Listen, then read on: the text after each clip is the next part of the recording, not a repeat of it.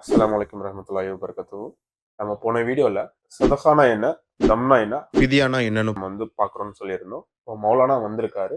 இதோட clear definition கொடுப்பாரு. ஹஜ் உம்ரால செய்யக்கூடிய சில தவறுகளுக்கு குற்ற பரிகாரமா, அதாவது கஃபாராவாக அல்லாஹ் தஆலா குர்ஆன்லயும் ஹதீஸ்லயும் நிர்ணயித்திருக்கின்றான். கஃபாரா குற்ற பரிகாரம் அது சின்ன குற்றமா பெரிய குற்றமா என்ற அடிப்படையில் ரெண்டாவது. சின்ன குற்றத்துக்கு அதோடைய பரிகாரம் சின்ன பரிகாரமா இருக்கும், பெரிய குற்றத்துக்கு பரிகாரம் பெரிய பரிகாரமா இருக்கும். சின்ன பரிகாரத்துக்கு சதகான்னு பேரு. சிறிய தவறு செஞ்சிருக்கிறாங்க, தெரியாம செஞ்சுட்டாங்க, அதோட டியூரேஷன் கால அளவு கம்மியா இருந்துச்சு அப்படின்னா அது சின்ன தவறு, அதுக்கு சதகா கொடுத்தா போதுமானது. அப்போ சின்ன குற்ற பரிகாரத்துக்கு சதகா கொடுத்தா அது நிறைவேறிவிடும். சில தவறுகள் பெரிய தவறுகள் இருக்கு, கால அளவு நீண்டுச்சு, முழு இரவு செஞ்சுட்டாங்க, முழு பகல் இருந்தாங்க அப்படின்னா அந்த குற்றம் பெரியதாகும் நிலையில் அதோடைய பரிகாரம் என்ன ஆகும் அப்படின்னு கேட்டா அதிகமாகவும் கடுமையாகும். அப்போ அது இந்த பெரிய பரிகாரத்துக்கு பேர் ஃபிதியா.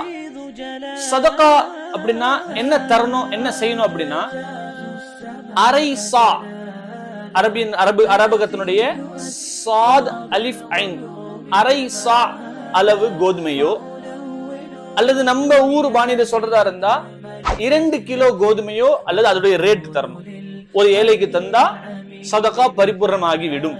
ஃபிதியான என்ன அப்படின்னு கேட்டா 3 விதமா அல்லாஹ் தஆலா பிரிச்சிருக்கான்.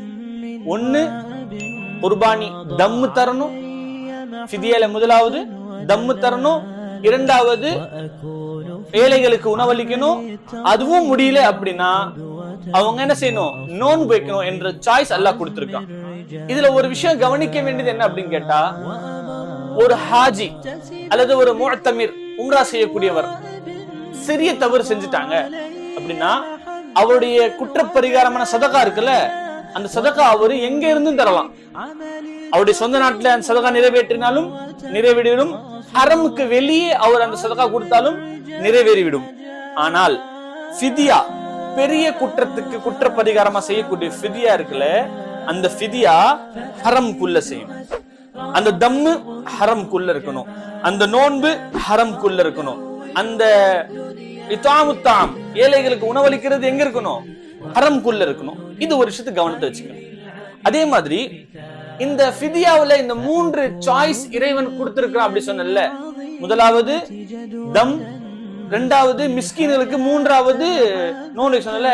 இது எப்போ அப்படின்னா ஏதேனும் ஷரியத் ரீதியான தங்கடம் இருந்தாலே தவிர செய்யக்கூடாது. தங்கடம் இருக்கு, மஜ்பூர் இருக்கு அப்படின்னா அவர் என்ன செய்யலாம், உதாரணமா காசு கொண்டு வரல அல்லது காசு பத்தல அப்படின்னா தம்மு வேண்டாம், அடுத்த ஸ்டேஜ் வாங்க. இல்ல அதுவும் முடியல அப்படின்னா நோன்பு வச்சுக்கலாம்.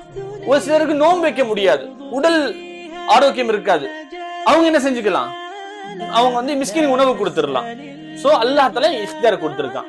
ஆக குற்ற பரிகாரம் குற்றத்துக்கு ஏத்த மாதிரி மாறும். குற்றம் சின்னதா இருந்தா சதகா, குற்றம் பெரியதா இருந்தா ஃபிதியா. இதோட ஃபுல் வீடியோ தெரிஞ்சுக்கணும், கமெண்ட்ல பின் பண்ணிருக்கேங்க, பார்த்து தெரிஞ்சுக்கோங்க. உங்க ஃப்ரெண்ட்ஸ் அண்ட் ஃபேமிலிக்கு ஷேர் பண்ணுங்க.